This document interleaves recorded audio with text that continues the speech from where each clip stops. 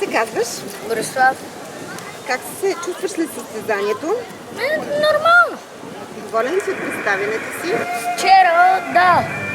Вчера съм доволен от представянето. От колко време караш сърф? 6 години.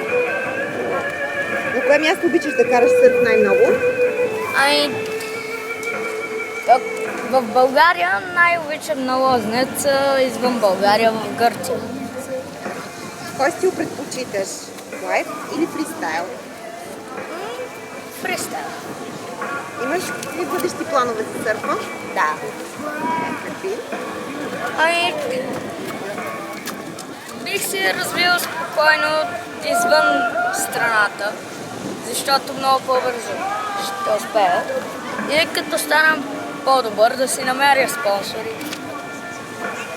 Смяташ ли да участваш и следващата година пак? Да. Добре, благодарим ти. Супер, мерси.